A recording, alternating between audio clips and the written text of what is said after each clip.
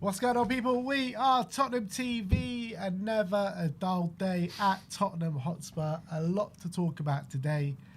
I see someone in the comments saying, no, De Zerbi has not been sacked. No, De Zerbi is here to stay, people. That's in a year's time. Look, there is a crazy amount to get into, but just before we get into that, a big up to OK Jersey. You can see this clobber that me and Sim have both got on from the great OK Jersey themselves. 15% off with the code Spurs15. All your World Cup jerseys and all your Spurs stuff. Everything that you could want, from jumpers to jackets to shirts to training gear. Everything, people. So get yourselves to OK Jersey. The best in the business. Real pucker stuff. So the stuff is all linked to the live chat. But let's get into it, because we have made our first signing of the season official. Andy Robertson is a Spurs player now, as Spurs have officially confirmed on their website and on their X account. Let me just bring this up. Yeah, so if we bring up the statement on the website, this is what Spurs have said. We are delighted to announce the signing of Andy Robertson, a leader on and off the field. The highly decorated Scotland captain will join the club on the 1st of July following the expiration of his contract at Liverpool. Sporting director Johan Langer said, "We are delighted to welcome Andy to the club. First and foremost, he is an outstanding left-back, one of the best of all time in the Premier League, and someone who will improve our squad. In addition, his quality, character and leadership have been evident throughout his career, in which he's regularly competed for and won major honours.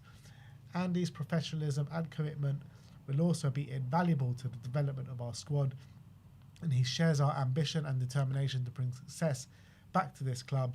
We are excited for Andy's new chapter and with us, and looking forward to having him here after the World Cup." De Zerbi said, "Andy is someone I've admired for a number of years and will bring out outstanding technical qualities, experience, leadership and mentality to our team.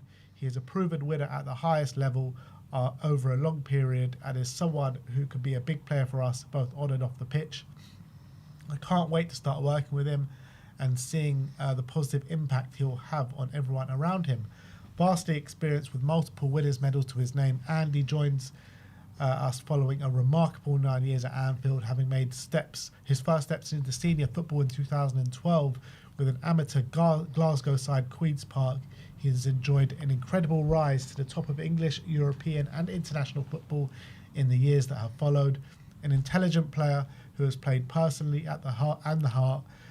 He has tasted success wherever he's been, from reaching the Scottish Cup final with Dundee and being named PFA Scotland Young Player of the Year in his first professional campaign, earning promotion to the Premier League at his next club, Hull, in 2016. The left-back has continually prospered. The following year, he's made his move to Liverpool, and success followed in abundance, the Scots scooping up every major honour on offer, reaching the Champions League final with victory coming in 18-19 showpiece, and now 32-year-old has also helped the Reds to the Premier League title, UEFA Super Cup, FIFA Club World Cup, and the following campaign before securing the FA Cup, League Cup and Community Shield in 2022. He added a further Premier League winners' medal to his collection in 2025. An influential player in the dressing room, Andy grew into the leadership role during his time at Merseyside and was appointed vice-captain for the Reds ahead of his final season at Anfield. Already captain of his country, wearing the armband for Scotland since September 2018, the Glaswegian led his nation to the 2020 and 2024 Euro Championships before he'll skip them to this summer's World Cup, Scotland's first appearance at the tournament this century. So welcome, Andy Robertson. Yeah, and it's the worst kept secret. I think the worst kept secret that has been this summer. But I think this deal's been in the pipeline ever since January. This deal's been in the works for a long, long time. A lot of people questioning whether it's a De Zerbi signing, club signing. We'll get into that conversation. But for me, I think given that we're playing one game a week next year, given that we have had a lack of real I would say leadership and standard setting, I think, on the training pitch and then within the dressing room. I think definitely Andy Robertson is that kind of character that would definitely be beneficial for a lot of the younger players and maybe even some of the senior players who have let their standards drop over the last year or so. I still think, given the fact that we're not playing too many games next season, he can still play at a pretty decent standard.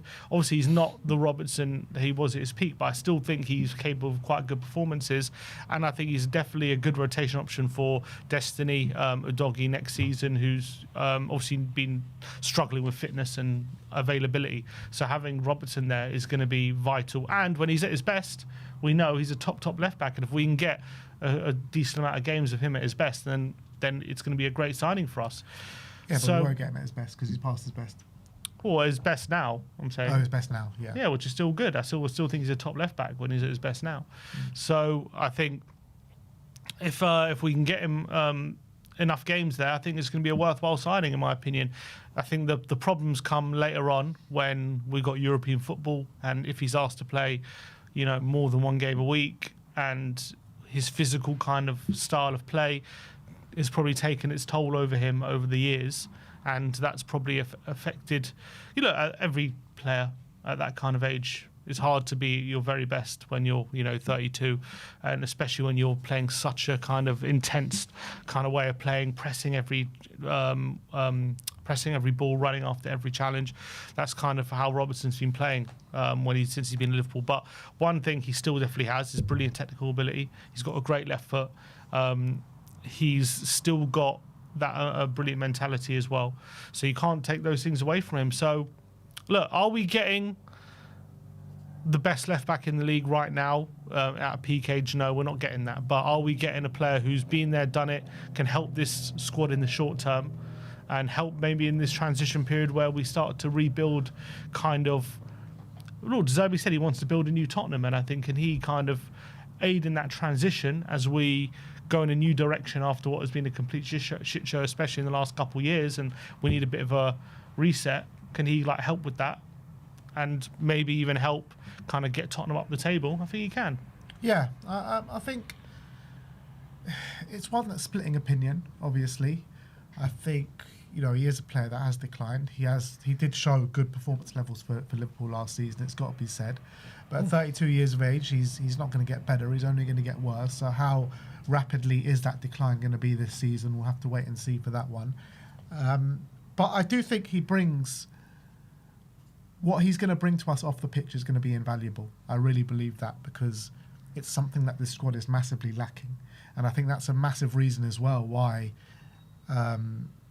Roberto De Zerbi wants to bring João Palhinha back to the club, because these kind of characters, these kind of players, we don't have them in abundance. We just don't. And we need those kind of setters in the squad. We all saw with the leadership of Coutinho Romero this season, sometimes the standards were dropping and he was aiding in that.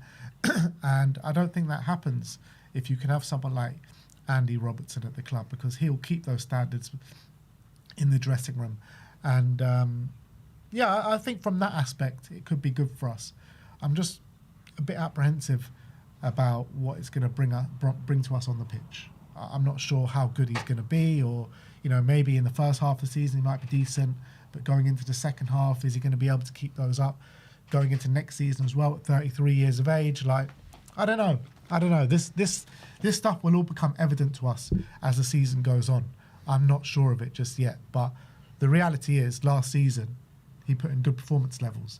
I think we had Chris from Redben on the channel, and he said Kirkes came in, was automatically first choice, and Andy Robertson fought for that shirt back and got it back.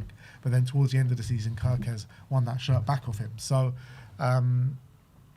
it's going to be interesting to see how it develops. Is he going to start off being our number one left back? Is Udogie going to have the shirt to start off with?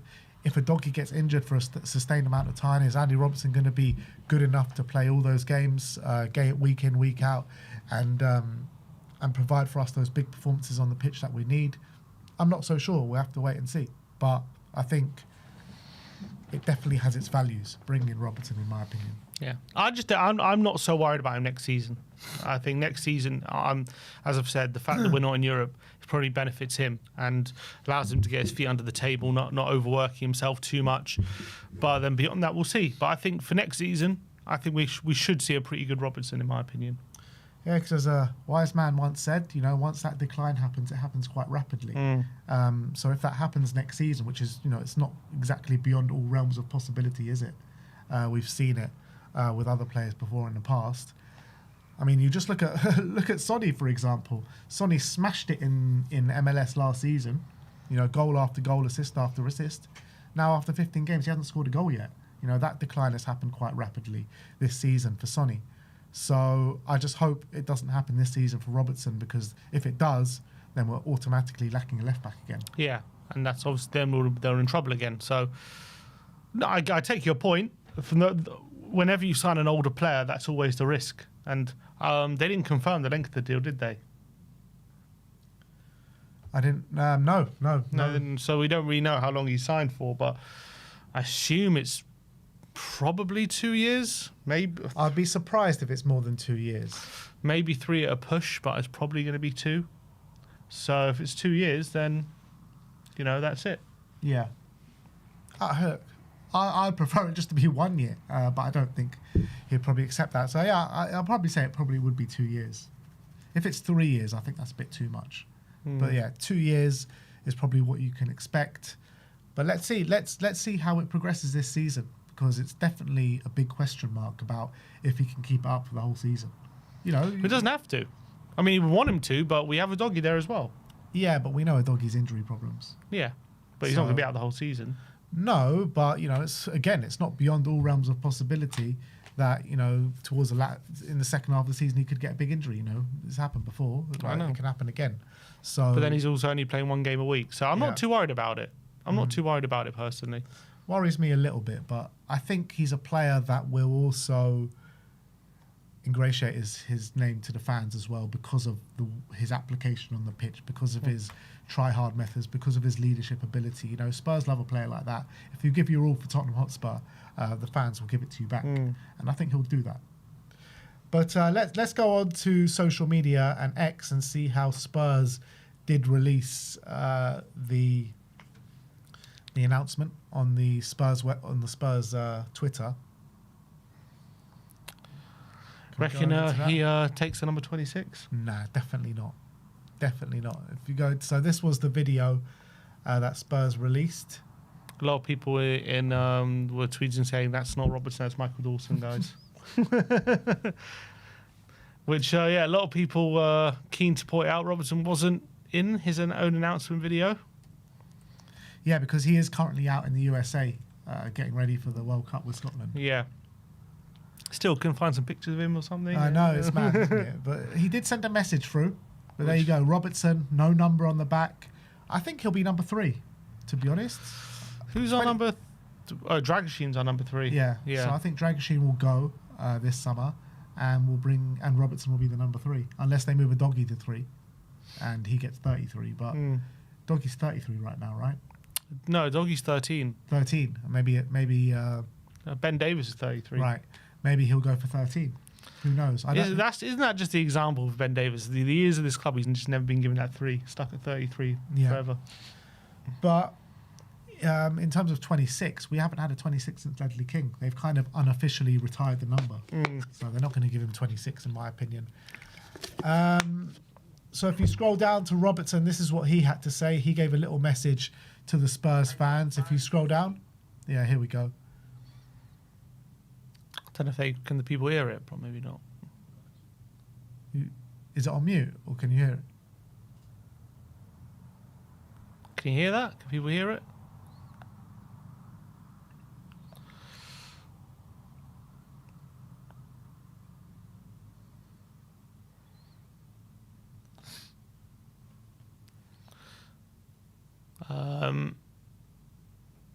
They can't hear it. They can't hear it. Is the volume up? There you go. There you go. People can hear it now. He doesn't say, come on, you Spurs at the end. What did he say? He says, see you soon. Missed the trick there. Come on, you have to say, come on, you Spurs. You just signed for us.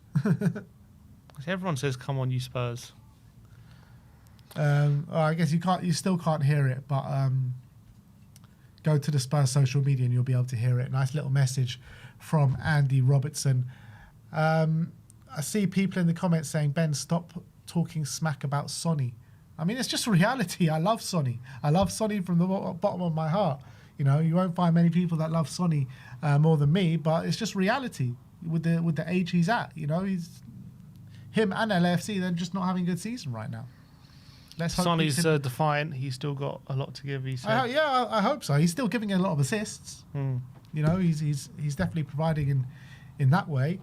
But let's hope he can have a good World Cup. D Squared says I can hear. Maybe some people can hear. I don't know. Tony says, Ben, your analysis is off and you smell. And I smell. We can smell you from there.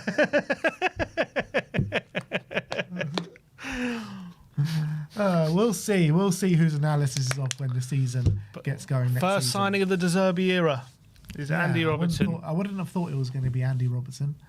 But wasn't his first? Was his first signing for Brighton Milner, or was that not his first signing? That was his first signing, but he did bring him in. He said he didn't mention.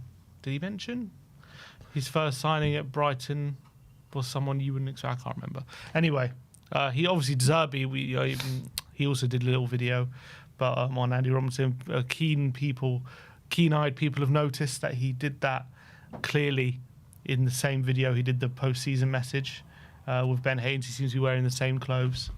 Yeah. So clearly pre-recorded. So they've known about this for a little while. As have we and everyone else. And everyone else. So why have they taken so long to announce it? A bit strange. Why not just, I don't know, whatever. Don't know why they've taken their time to make this permanent. Yeah, I don't know. Made it official, I mean. But look, I'm excited to see what he's going to bring to the dressing room, what he can bring to the team. And I think the problem with Robertson isn't necessarily he can't do things anymore in terms of get assists and stuff, but it's about just getting those positions as regularly as he used to. That's kind of the worry for him. His physical kind of decline is the problem. I still think when he gets in those positions, he provides a lot of quality, and a lot more quality than a doggy, because that's one of Doggy's biggest flaws is when he gets in the final third, he's very good at getting there, but when he gets there, you know, his crossing's not great. You know, he suffers a bit from that. So maybe Robbo can add that little bit more quality in the final third. Yeah, I hope so. I mean, his numbers haven't been great over the last 2 or 3 years, have they? Whereas before that, they were quite strong. So look, I think what he can bring as well, I think he can teach, and a doggy can learn a lot from him. Because a doggy, you know, as much as he's been up and down in a Spurs shirt, and he's got the potential to be a top left back, a doggy, not there just yet. And I think being under Andy Robertson's wing and learning a lot of what he's done in the past, I think could provide a lot of value for him. Yeah. And Sousa as well, albeit I think this probably signals Sousa go out on loan this summer. Yeah, I think the plan was also always for him to go out on loan. So, yeah, it doesn't surprise me. And if it is Sousa on loan, then hopefully Sousa can get the much-needed game time and then come back, and we won't even need to sign a left-back to replace Robertson, and Sousa can come in. Yeah, let's hope he's good enough. We'll see. We'll see about Sousa. I think jury's definitely out on him, but yeah, he had a decent little cameos, but I think hopefully maybe Robertson can surprise us. Maybe a new kind of new scenery, new club, new kind of aims. Hopefully he can surprise a lot of people. Yeah, I hope so. And we'll see how it goes. But Andy Robertson is the first signing through the door at Hotspur Way. And hopefully the first of many. We've still got Senesi announcement to come. Then we've got the deals to wrap up for Savinio and Van Hecke. Hopefully we can get those two over the line as well. But yeah, positive steps. Let's see how we go. But let's move on. And another quick big up to OK Jersey. Get your shirts for 15% off. So cheap as well. And you get a further 15% off. Top quality stuff. Use the code Spurs15. Look, what more can you ask for? Seriously, what more can you ask for? Look at the quality on these shirts. They really are top notch. Yeah, nice. You can see them there. Look at that. get your England jerseys, get any country that you're following in the World Cup, all the Tottenham stuff. The new Tottenham kit is going to be released pretty soon as well, so you can get that on OK Jersey. So they are really the best in the business, people. So head over to OK Jersey, link in the live chat with the discount code as well. So get yours today, and you will not find a bigger discount on the, YouTube right now. Interesting developments, though, regarding the higher-ups at Tottenham at this moment in time. Reportedly, Daniel Levy's family trust has sold 24.99% stake in ENIC, which is the parent company of Tottenham Hotspur, to 8 Sports Capital Limited. And everyone's asking, who the hell are these 8 Sports Capital Limited, which we'll get into very, very shortly. But let's go and have a look at the statement that 8 Sports Capital have released this morning regarding this. And they say, London, 5th of June 2026, 8 Sports Capital Limited today announced the signing of a sale and purchase agreement to acquire 24.99% interest in ENIC Sports and Development Holdings Limited, the parent company of Tottenham Hotspur. The transaction is structured through an acquisition of Oakchester Limited. It's all a bunch of jargon. Basically, what they're saying is they've acquired 24.99% share of ENIC, of Daniel Levy's holdings in ENIC, which is not the full holdings that he has, but a large portion of it. And cast your mind back to last year when there were failed attempts to buy Tottenham Hotspur outright from NG Wing Fei and the former DJ and NASA employee Brooklyn Eric, and they both were rejected out of hand. And then it was said they couldn't go in for another 4 or 5 months, or whatever it was. And then there were reports later on saying that these two were going to team up to try and buy Daniel Levy out of Tottenham. And it looks as though that is exactly what is happening, because we've taken a look into 8 Sports Capital, which is owned by Triller, which is owned by Wing Fei and Richard Tsai, and Brooklyn Eric is the CEO of this company. So it's not anything new. Well, the interest of these guys is nothing new in Tottenham. That has been there for quite some time now, but it looks as though we might be seeing them or hearing from them around the place a lot more often now, as looks like they've brought Daniel Levy out. Yeah, there was a spokesperson for 8 Sport Capital in the statement says, we are delighted to have signed this agreement to acquire a significant stake in ENIC. We look forward to working with the club's shareholders, management, staff, players and fans to support Tottenham Hotspur's continued growth and success. They also said the parties have agreed that no further public comment will be made regarding the commercial terms of the transaction. So obviously the big question is, they've bought 24.99% of Daniel Levy's shares. How much did they acquire them for? Because that obviously gives a value that you can kind of determine the valuation of Tottenham Hotspur by how much they've bought these shares for. But they have left that undisclosed. We don't really know exactly how much. There's going to be a lot of speculation. Polymarket suggesting that they value those shares about 650 million, which would value Tottenham about 2.6 billion pounds. Obviously, we know that according to previous reports, Brooklyn Eric and his consortium had a 4.5 billion pound bid rejected. So that's nearly 2 billion over what Polymarket are saying Tottenham maybe should be worth. So very, very interesting developments. Brooklyn Eric seems, obviously he tweets about Tottenham. He's very much involved in the public discourse on Tottenham. He's not shy about his opinions. He said on the final day of the season, he posted a video of the Tottenham fans saying these guys are the only reason that Tottenham stayed in the Premier League. So he considers himself a big Tottenham fan himself, clearly follows the club.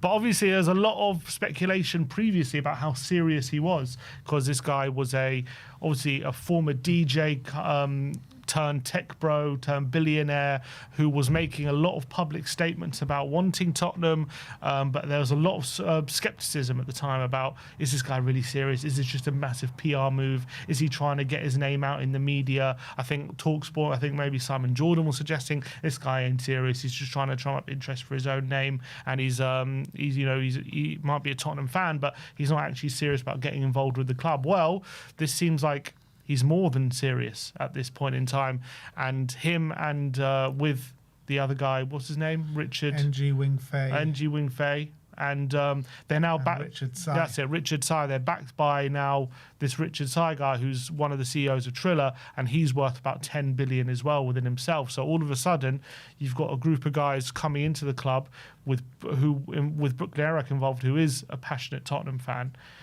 and maybe could this be the first steps of a potential takeover? We'll have to wait and see. It's going to be very interesting. That might be down the line, but I think they've got involved for, a very specific reason. And that's hopefully to help Tottenham grow. And I think that's what Brooklyn ENIC does care about. Yeah, I just don't know really if this is a good thing or a bad thing for Tottenham. It's hard to know, really, isn't it? Because we don't really know who these people are, what their intentions are with the club, or anything. It really is hard to know. But what we do feel, or what I do feel, is that it is kind of exciting when you've got people that have got a major investment in the club now that are worth a crazy amount of money. Are they just looking to make a pretty penny and to be off with themselves? Are they looking for sporting success? Are they just do what Daniel Levy did and just try and make some money out of it? I don't know. What are they looking for? Who knows? All we know is Brooklyn ENIC has been very vocal about how much of a Tottenham fan he is. Is that just PR? Who knows? But yeah, I mean, he was, but that very much came out at the time as when he was trying to buy the club. I'm saying he's been tweeting about us since. Yeah, and but this has obviously been going on in the background since. Yeah, must have been. So I don't know if he's actually really that kind of well into Tottenham, or this was just something to get the fans on board. It's hard to know. It's hard to know. He's been kind of very forthright about the fact that he is a big Tottenham fan, and that's what he cares about. But obviously, they don't get into this not to make money and not to make profit. I'm sure that's part of it. We also know that with Daniel Levy leaving the club, there is maybe. I was looking at 8 Sports Limited, their website. And it says what we offer. It says, unlock your potential. 8 Sports Capital provides the resources, expertise you need to secure the necessary funding for your transformative journey, achieve financial stability, invest in athletes, infrastructure, technology, and compete at the highest level. And if you partner with 8 Sports Capital and gain access to the diversified portfolio of high-growth sports financing opportunities across the globe, generate competitive returns while supporting the positive impact and growth of the clubs of the global sporting industry. So they seem very much targeted at increasing revenues, increasing profits and stuff like that as well. So I'm sure with the hole that Daniel Levy's left, maybe they're aiming to kind of fill that void as well, because with Daniel Levy no longer at the helm, who is now got the expertise to front that element of the club? Obviously, Daniel Levy was so much front and centre and in control of all those aspects. He was in control of everything, but especially that aspect which was actually going well, the finances and the growth of the club. With him no longer there, who is heading that up and who has got the expertise to make sure that growth continues in that same trajectory? And maybe they're going to help fill that void. Yeah, I mean, look, what we want as fans is obviously success on the pitch. We want them to pump loads of money in and to get the best players that are on offer and everything like that. And let's hope it can go in that direction. But obviously, we go into it with our eyes wide open. We've been burnt by owners before, currently being burnt by owners. So let's hope this is a signal of change and a signal of intent. Who knows, though? Yeah, I get the feeling it's the startings of a potential takeover attempt. I think it might take a while.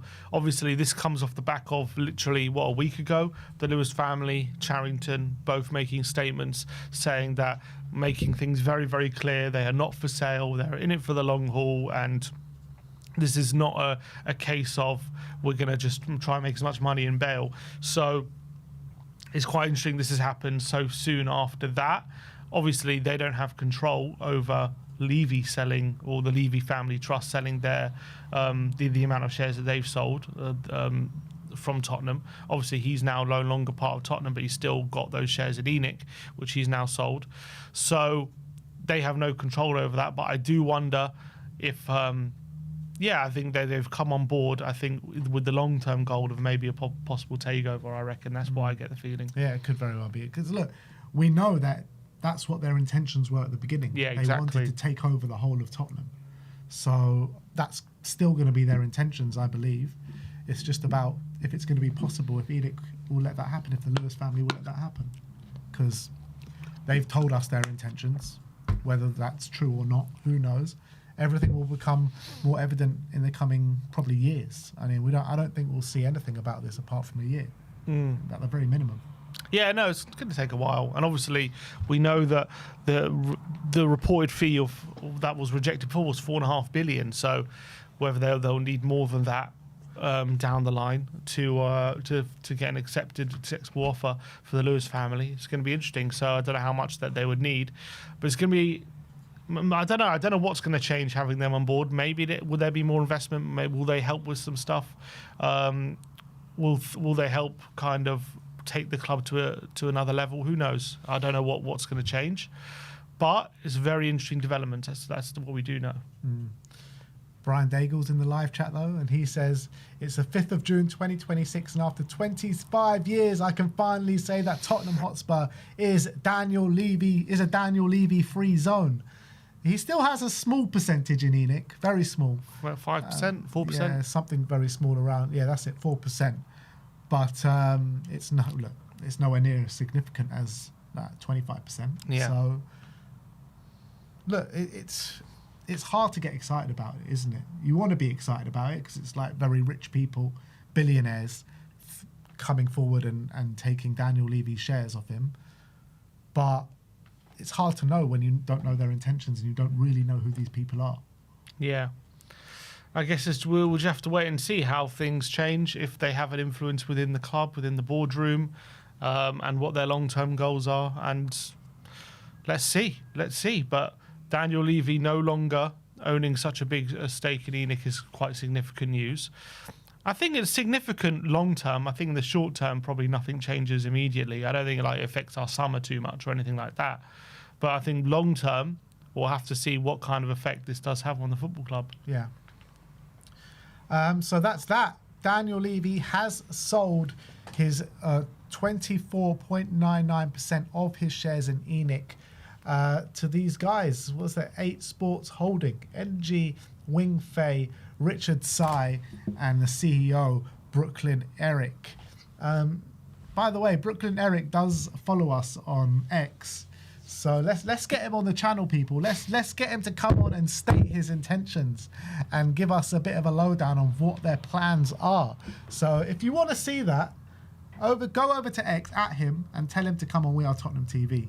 Give him a polite request. Tell him, let's talk to the fans. Exactly. Come on. If you want to, you want to alleviate some fan fears, or you want to give a direct communication of what this means for us, come on the show. Let's have a conversation. We're more than willing to have you on. We're very intrigued about what your plans are for Tottenham going forward. Exactly. So go and head over to X if you're on there, and at him and say, come on, it's time to speak to the fans and get onto social media and get on We Are Tottenham TV and address the fans. That's what we all want to hear. So that's that. Let us know your thoughts in the comment section below. There is a bit of a Tottenham update to bring you, but first and foremost, let's go to this super chat. Southeast Koi saying, are you concerned that the cam position will be crowded next season? Javi, Madders and Kulu all starters. Good problem to have, but still concerning. I mean, look, it's worth noting that we don't know what's going on with Kulusevski. Javi is going to be back earliest second half of the season. So no, it's not really concerning, no. No, not worried. I think we need all the players we can kind of get at the moment in that position, because Maddison himself, can we rely on him for the whole season as well? Because he's just coughed the back of an ACL. Obviously, he's fit to play. He's come back and looked all right in the last few games. Every season. And he does, first of all, he does get an injury every season. And second of all, you know, it's you can't put all the pressure on him to play every game, even for half a season, while the other players get up to speed. He can't play every minute of every game. So I'm not worried. That's the least of mine. In fact, I think I'm worried about not having enough in that position rather than being too crowded. Exactly. So that's your answer, Southeast Coys. Let's get into the Tottenham update. And let's start off talking about Radu Dragusin, as there's been some more reports regarding him.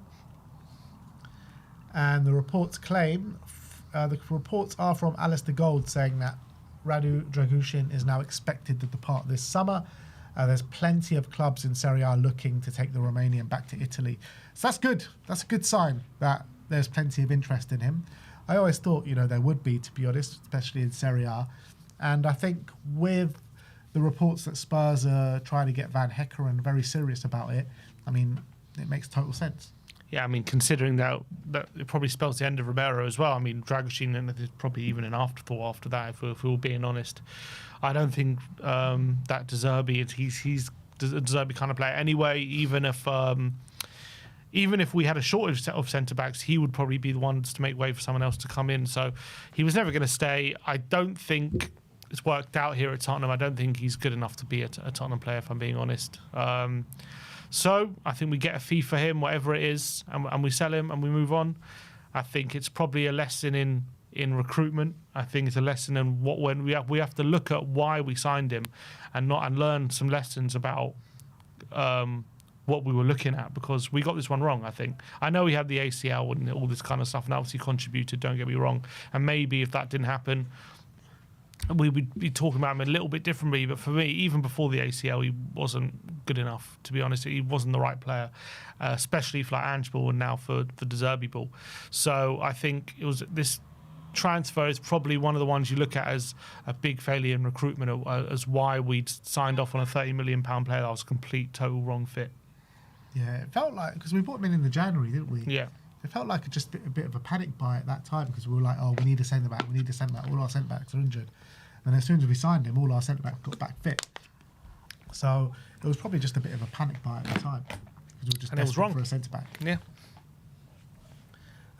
Next up, let's talk about this report on, a couple of reports actually, on Matthijs Tel.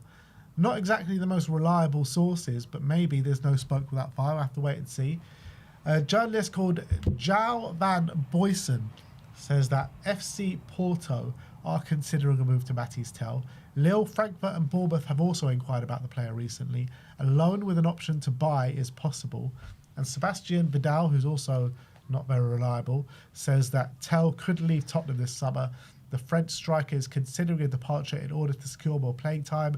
Bournemouth has already initiated discussions while other suitors remain on standby. Like, for me, I really like Matthijs Tel. I think he's obviously got a lot of room to grow, but I think he's got such good potential. I think we're starting to see elements of it last season when he was given the opportunities. Obviously scored some nice goals. I think he's still got a lot to learn to become a real top player, but I think he's on his way there. Now, I would rather keep him around, if I'm being honest. I wouldn't sell him on the cheap to one of these clubs that have been mentioned. I think, depending on what our intentions are, I would be open to loaning him somewhere, and maybe like if we loaned him to Bournemouth or something like that. I think that could be obviously very beneficial to him, but I wouldn't want to put an option to buy there unless it's like a really significant fee. I think I'd prefer to keep him around and be part of the squad, because I really believe he can grow under De Zerbi and become a real good player for us, and I'm excited about his future. So I wouldn't sell him, but if we're committed to signing someone really top in that position, and we need to make some room and maybe a loan deal for him, I think maybe I'll be open to that. Yeah, the thing is, right, if we're trying to get a right winger to compete with Kudus next season, and then you're looking to bring in a Savinho to play on the left, is Savinho and Tell good enough for next season for the left wing spot? On paper, no. Yeah. That's just what I'm thinking. Like, I agree with you about Tell. I think he can be good in the future, and he's got good attributes, and he's shown some signs of development this season as well compared to when he was at us on loan last season. But I do think it's, sometimes there needs to be some harsh decisions that are made when you're looking to progress as a football club, and maybe to just speed up that progression a little bit more to get some top quality players. And if we bring in a Savinho, like I've said, I'd like to bring in one that's better than him for the left wing as well. So is it possible to bring in a right winger, to bring in a left winger, to bring in another left winger, and to keep Tell round? Probably not. Is it possible to bring in two left wingers, a right winger, and keep Tell? Probably, yeah. Probably not. You'd probably have to let go of someone. Obviously, Odebear can't be sold as well because he's injured. Yeah, I think that's fair. I'd rather loan him if we are getting rid of him. I wouldn't want to sell him permanently unless we get a really good offer. I don't think I would sell him permanently. But as I said, I'd be open to maybe a loan if we're looking to get someone big on the left wing alongside Savinho. But I think I'd rather keep him. Having said that, about potentially looking to let him leave, if it's true and Bournemouth are interested in him, then maybe we should keep him because Bournemouth got their scouting spot on. What about a swap deal for Alex Scott? Yeah, I was just thinking about that actually. Like, I wouldn't be against it. I mean, I'd prefer maybe a swap deal for Krupi, someone like that. But yeah, I don't know. Look, in an ideal world, I would like to keep Tell. I wouldn't mind seeing him out on loan, but I'm talking about keeping him for the future because I think he can develop into a really good player. But if some harsh decisions are going to have to be made, I wouldn't be totally against it, depending on who the replacement would be. That's kind of where I'm at. I don't think we sell him personally. I think he stays. Probably. I mean, yeah, you're probably right. I mean, there's so much business to be done, and Tell shouldn't be like the first priority to get rid of, should he? There's so many players that need to go before Matisse Tell. But if it comes to it, and we can get a top winger in, and he's willing to come and everything like that, in this kind of fanciful world that I'm talking about, and Tell we could get a decent price for him, then I wouldn't be against it. Next up, let's talk about Van Hecke. Simon Stone has said that Brighton are braced for Tottenham Hotspur to make an improved offer for Van Hecke after turning down an initial approach. The 25-year-old Netherlands international has been included in the World Cup squad, is entering the final year of his contract at Brighton, and De Zerbi is eager to reunite Van Hecke, having previously worked with the defender during his time on the South Coast. We spoke a lot about Van Hecke yesterday. Apparently, Van Hecke once said, a quote, that De Zerbi changed his world or rocked his world, whatever. Yeah, no, it was he sent an Instagram post to De Zerbi when De Zerbi left Brighton saying, "Thank you, Gaffer, you've changed my life. I owe a lot to you. I'm really sad that you're leaving." That's what he said in his last message. So obviously a big affinity between the two, particularly from Van Hecke and obviously from De Zerbi as well. And I think if we can get this guy in, it'll be a stunning signing for us, and particularly at the price mooted. You're talking about 40 to 50 million, which I thought is a fair price. I mean, even going into your last year of his contract, it's still quite a hefty price with 1 year to go. But I think it'll be worth it for us to have that Dutch barrier at the back with Van de Ven and Van Hecke, with Senesi or Vuskovic, Dadso, whoever it may be on the right, backing them up. I think that's just such unbelievable options to have in the defence next season.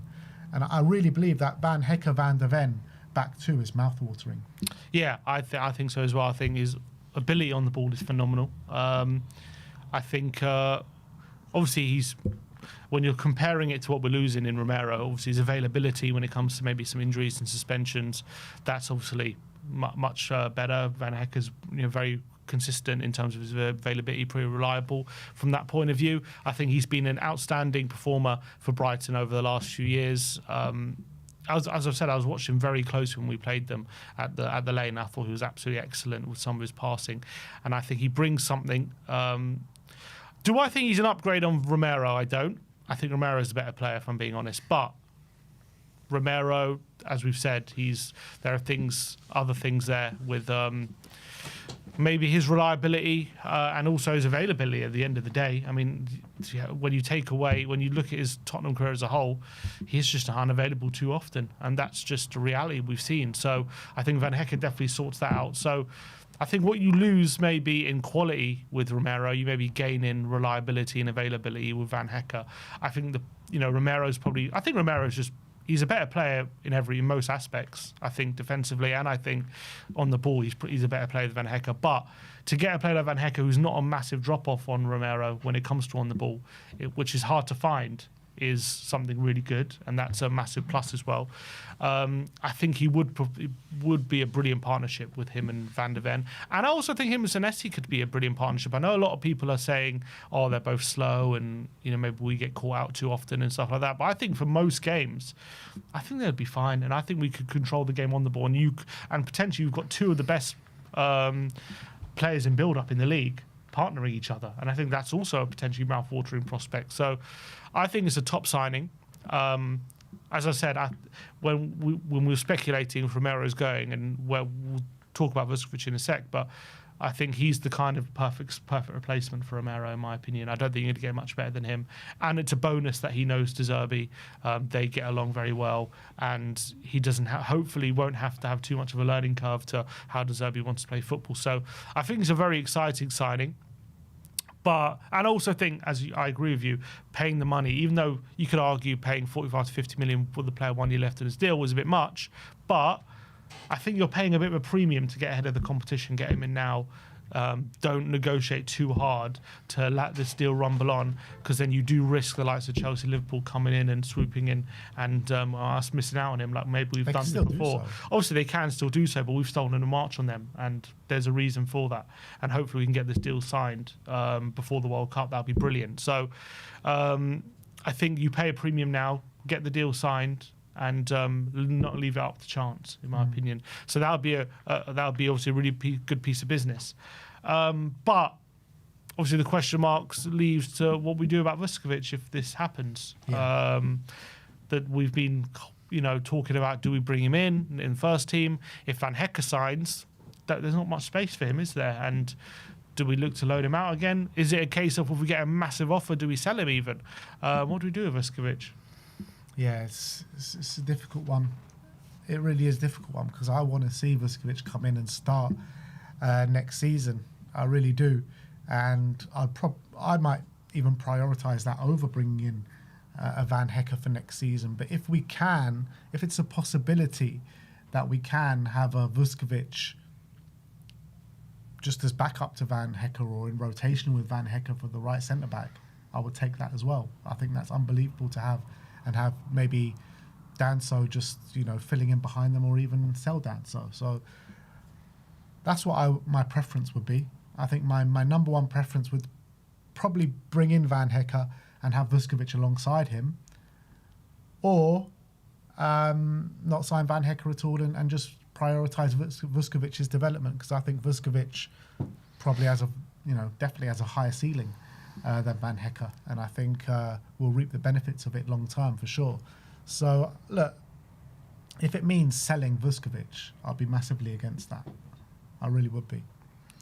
What do you think us going for him means for what we think about Vuskovic right now? Do you think De Zerbi maybe thinks he's not quite ready? Potentially, do you reckon he just wants him and he hasn't had even a look at Vuskovic yet, and he just wants Van Hecke because he knows him, and regardless of Vuskovic, he wants him through the door, so we're not even taking that into consideration? Yeah, I don't really know. Like, is there something going on in the background with Vuskovic that we don't know? There could be something going on. Maybe there is another loan spell lined up. Maybe there is a sale lined up. Maybe he's desperate to go to that on that Barcelona move or something like that. Who knows? I don't know. Maybe De Zerbi hasn't even seen Vuskovic in close quarters yet. no training sessions, no nothing with him. So if he leaves the club, it will be a bitter pill to swallow, because I think this guy, Vuskovic, is going to go on to be one of the best centre-backs in world football. I think there is a case to be said that when it comes to Vuskovic, he's been playing for Hamburg, brilliant, don't get me wrong, not taking any, he couldn't have done any more with his loan to prove that he's ready for the first team. He couldn't have done anything more. But what I would say is, when you're talking about, like, say, Van Hecker and Senesi, they are players who have played in teams who will play attacking, high-octane, risky, high-line kind of football. And obviously, they've done a really good job in those at those clubs, in those teams, and obviously in the Premier League as well. And so we know they can do the job in the Premier League in playing a certain way of football. When it comes to Vuskovic, he's been playing in Hamburg, which is not only the league is maybe not as good, but the more importantly, he's been playing in a team which is more of a low block team. It's a team that sits back, and maybe because he's been playing that style of football, his potential lack of pace, not saying he definitely has it, I'm saying the potential of that for him not to get exposed. He hasn't been exposed because he hasn't been playing that kind of football. So maybe they're looking at thinking, is it worth sending him to a team for a year who do play a more attacking football, see if how he acclimatizes playing a bit of a higher line, if he's getting exposed too much, or if he can cope with it. Maybe he can adjust to that. Maybe once we know, okay, he's ready to play this type of football, then you bring him back in. Maybe it's too much of a risk to make him your first choice when we haven't seen him play that kind of football yet. Maybe that's what they're thinking. Yeah, I mean, there's definitely validity to that, and I can see that. But if that's the case, why not get De Zerbi to get a really close look at him at pre-season, on the tour, wherever it may be, and see what De Zerbi thinks looking at him firsthand before sending him out on loan? They probably should. I'm just saying, when it comes to Van Hecker, they need to clearly they think they need to make the decision now. They've gone early. So if they feel like they have to get him now, or is it worth waiting for Vuskovic in pre-season and maybe risking missing out on Van Hecker, they've decided to go for Van Hecker. Yeah. Which I don't think is the wrong decision. No, Van Hecker might still not even get over the line. No, it's true. I'm just saying. No, but like, it's looking like we're trying hard to get him. But yeah, I can definitely see that point of thinking, and it's a fair point of view. It really is. But you're still talking about a guy who was in the top 3 player of the year in the Bundesliga. Probably performing better this season than what Mickey van der Ven did in his last year in the Bundesliga for Wolfsburg, and then he came over and did what he did for us. So it's a player of supreme quality. It really is. And yeah, fine, he hasn't played in a team with a high line yet, but that's quite crucial, isn't it?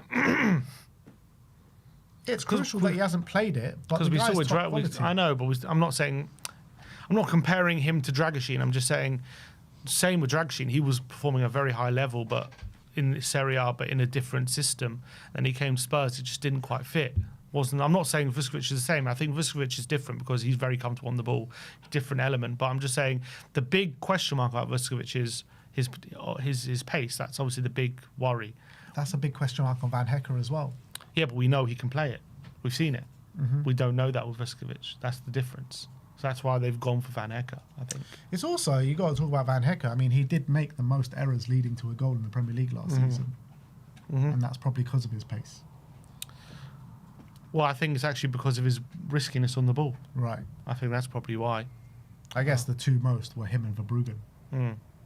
So maybe, I think it was a bit of both. There were a couple of times last season where his pace, he did get caught out, but I guess that's why having him and Van der Ven together would be so good, because Van der Ven can kind of mop up for him. Exactly. But look, I think, he maybe made a few mistakes last season, but I think the good outweighs the bad by a long stretch. I think he's had a top season by and large, and you can probably point to the mistakes, don't get me wrong, and obviously they're not good things, but I think by and large he is a consistent performer, and hopefully under a manager who he really appreciates. Obviously I think Hertz has done well at Brighton, but I think De Zerbi, he clearly has a strong, close relationship with him. Maybe if he can cut those mistakes out, it'll be worth having him around. Yeah. Look, I think Vuskovic can play in a high. You're looking at Barcelona, very interested in him. They play the highest line of them all. Mm-hmm. Like, they've clearly done their scouting and they think he can do it. So I would put our trust in Vuskovic. I really would. Well, the club have gone in that way. Yeah, and I'll trust it. I think it's a smarter thing. I think it's the smarter thing to sign Van Hecker. I think that's like, if we're talking about risk, an element of risk, I think especially not even given Vuckovic's age, you're unsure about him playing in a high line and all that. I think obviously Van Hecker's much less of a risk, but the potential upside is you could save a bit of money, and Vuckovic's ceiling is potentially higher than Van Hecker's. So the long-term gain might be with Vuckovic. But if you're talking about in the short term, can we get us up the league next season? Can we get a defender who's reliable and can play we know can play this league, can play that kind of football, and you're more guaranteed to climb the table? That's with Van Hecker, in my opinion. The reality is we should have both of them for next season. That would be the most value to us. You know, keep training up Vuckovic, give him the minutes when we can give it to him. But, you know, I don't think Vuckovic will want that. That's the Vuckovic thing. wants to be a first-team player. As I've said, I think when you hear Vuckovic talk, his priority clearly doesn't seem to care where it is. I mean, obviously to a certain extent, but his priority is to play. That's his priority. That's what it seems to me. So if he's not going to come and play here, then he's going to find somewhere where he will play. Yeah. I guess maybe the best thing is just to loan him out then. Give him another loan and then see where we're at next year. Give But him a contract. then that can bring up, you know, problems in a year's time. We'll deal with that in a year's time. Yeah. Most importantly, give him a contract, make sure he signs it, send him out on loan again to a team who does play attacking football, see how he fares, and then assess it in a year's time. I would never complain about bringing in a top quality player, and I think Van Hecker is a top quality player, so I'm delighted of the fact that we're looking to bring him in, and this is the kind of players and caliber of player that we're looking to bring in. I am just slightly worried about what we're going to do with Vuckovic, and I said midway through last season I don't think we're ever going to see him in a Spurs shirt, and I'm starting to feel like that again. Someone says loan him to Brighton. Yeah, let's do that. Let's do that. Perfect. And then last but not least, we're going to talk about a player called Martin Baturina of Como. There's been a report from Pedro Almeida that says that Tottenham have presented an offer of around 50 million euros to Como for Martin Baturina, a Croatian attacking midfielder. I mean, I literally never heard of him before today, so it's hard to comment.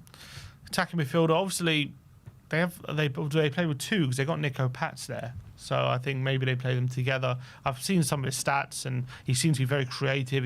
But he did get 6 goals, 3 assists last season.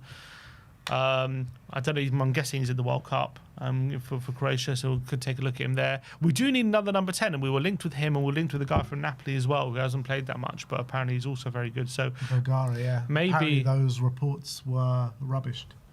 Well, yeah, it's not true, but there has been links with other number 10s. So I wonder if that's something we are eyeing up over the course of the summer. Just someone who could do that. I think the best way to play would maybe be signing someone who could maybe play the wing and the 10, or maybe a bit of a versatile player. I don't know much about this guy. Obviously, Como had a brilliant season themselves, and working under Fabregas probably helped develop him. Playing in Como, very attacking team, so he's very used to playing that kind of football. So that's something to note, but I don't know much about his. A lot of people in the chat saying he's a baller. He's very good. So maybe someone needs to do some research on. But I don't know about this source. Yeah, Pedro Almeida. Yeah, it doesn't sound too real. I don't think it's that realistic. That reliable. Sorry, Pedro Almeida. I don't think he's usually been that reliable. So well. There you have it. That is your Tottenham update for today. Let us know your thoughts in the comment section below. Another mention for OK Jersey, 15% off using the code SPURS15. Link is in the live chat. So get your jerseys, get your football club, or whatever you want from international teams, from club teams, from jumpers to jerseys to jackets, anything that you could want, and so cheap as well. Thomas Frank has released a statement. First word since leaving Tottenham. Oh, go on. Let's see what Thomas Frank has said. He said, leaving Tottenham has given me the chance to step back and reflect on my journey so far. Football management is a profession that demands complete commitment every single day, and periods like this are a rare opportunity to assess, learn, and gain a fresh perspective. From the outside, it may have looked like a time of many challenges at Tottenham when results were not what we wanted. From within, however, it became clear why the club is so special, full of talented people who work tirelessly every day. I have no doubts about Tottenham, that Tottenham has a bright future. There you go, Tom. And he's also confirmed he will not be taking a managerial role this summer. Says this summer, he said he has had opportunities. Where is it? Leaving Tottenham. Football remains a huge part of who I am, and I've chosen to use this time productively over the coming months. Besides spending time with family and friends, I'll continue studying, observing, learning from other leaders, both within the sport and beyond it. I also look forward to covering the World Cup for Danish TV and BBC, as well as experiencing the Tour de France. I look forward to bringing my next challenge. There have been conversations and opportunities since leaving Spurs, but I've decided not to rush into the next role. For me, this summer is not the right time to go back into management. When the time is right, I look forward to my return as a manager, ready to embrace the job with great energy and dedication. Tottenham broke him. Tottenham broke him. He's not ready for a new job yet. Tottenham broke him. Well, yeah, doesn't seem to have any ill-will feeling towards Tottenham in his statement. And he shouldn't do. He shouldn't do, because Tottenham gave him a great platform to go and, we took him out off Brentford, who, he did a great job at Brentford, but we gave him the opportunity to manage at a big club at Tottenham, and he just didn't do well. I mean, he was awful. I was one of the ones heavily backing him from the beginning, and it's hard to think about any positives from the Frank tenure. Everything was all wrong. The comments that he was making on and off the pitch, everything was just off. The tactics were a shambles. You got players like Javi Simmons and you get nothing out of them because of your tactics. You're looking at playing a heavy defensive way of playing, but the defence looks all out of sea. You're looking at not being able to have shots on goal in some games, Everything was just wrong about the Frank tenure at Tottenham. He was just a manager that didn't fit the club, didn't fit the ethos of the club, and was always talking down about the club as well, and didn't raise the levels of anyone. So seemed to be out of his depth. Yeah, definitely. And I feel that he does need to use this time to think about his footballing philosophy, and when he goes into his next job, hopefully he can thrive, because I do think he's a genuinely nice guy, and I don't have any ill feeling towards him. He just wasn't the right fit for this football club. I still think he could be a success somewhere else, but I don't think he can be a success at a top 6 club. Yeah, I just don't think he's that level of manager. I think people maybe overestimated like Nuno. Him. Yeah, like Nuno as well. Nuno was more out of desperation. We seeked out Frank, didn't we? Nuno, we only got Nuno because we couldn't get anyone else. Whereas Frank, we actively sought him out, and he made him our first choice. We got him right at the start of the summer. He was one that we actively went through this whole process and decided on him. I think for me, when it comes to Thomas Frank, and I said before we got him, part of me hopes we don't get him because he's such a nice guy. I hope we don't break him, and it seems that we did break him. We chewed him up and we spat him out. The Tottenham machine just completely destroyed Thomas Frank and did big damage to his reputation. He was known as some genius, this guy who has all, thinking of all the tactics ahead of time, different systems, and he was seen as such a big element to how Brentford were doing. And now people look at him how much effect did he actually have on Brentford? Keith Andrews had a great season. Was Frank actually even that good? What was he good at? There's a lot of question marks about him now. I'm intrigued to see what his next job will be and how he does. I hope he does well. But I agree. I think we learned a harsh lesson about getting managers from that level. You have to be certain that they're going to play the right kind of football and they're up to the job. And not every manager, just because they do a good job at a certain level, is right to come into big clubs like Tottenham. And not only do you have to have the right way of playing tactically and stuff like that, but you also need the personality and the mentality of heading up such a massive institution like Tottenham Hotspur, which, you know, going from Brentford for Tottenham is, you know, the difference is maddening. Brentford, you might get a few column inches on you know, down at the bottom of a newspaper. Tottenham, your headline on the back page. It's just completely different. You know, every single word you're going to say is scrutinised. At Brentford, you can very much go under the radar. You could not win 5-10 games in a row, and your job's barely going to be under pressure. Where at Tottenham, you don't win 3 games in a row, all of a sudden people are talking. People are saying, you know, he has to win the next game. All of a sudden it's a crisis. So completely different pressures as well. I just think we didn't do enough due diligence when we looked at him. We didn't look at it deeply enough. We thought we saw a manager doing a good job at a mid-table or under with a low budget, and thought, well, if we just give him more budget, he can upscale his methods and he can be a success. But we didn't look deep enough into all the other elements, and we got it so completely wrong. Yeah. So I hope he maybe goes to a bit of a smaller club, resets again, goes somewhere a bit under the radar where he can quietly go about his business and rebuild his career. And I do think there's a good manager in there. I just think, yeah, we completely massively overestimated how good he actually is. Yeah, I thought like Crystal Palace or Fulham would have been a good fit for him, because I think that's still a step up in terms of size of club to Brentford. And I think he can work at that kind of level of club. I still think he can do a job in the Premier League. Yeah. It's just not at the top end of the Premier League. Yeah. It's just not. But we're in good hands now, people. Let's hope we're in good hands now. Roberto De Zerbi, he's probably the one that we should have gone for, him or Pochettino, instead of Thomas Frank. But obviously, they were both in jobs. Poch wasn't. But, well, yeah, they were both in jobs at the time. And you can just see the difference with... It's funny, the difference with De Zerbi and Frank, like when you look at them, like on the face of it, if you're just looking at purely, let's say, how many points they won, how many games they win, how much they overachieve with what they have, you know, the difference to De Zerbi at Brighton or Frank at Brentford, it maybe isn't that massive. But if you just drill into the context, you drill into their personalities and how they play football, how passionate De Zerbi is, how much more suited to a much bigger club De Zerbi is than Frank, you would have seen, you know, one was a right fit and one wasn't. But if maybe they were just too focused on what the output was rather than what the input was. Yeah, and the job was just so big as well at Tottenham. Like, we finished 17th the year before, and, you know, obviously reasons going into that. We just won the Europa League as well.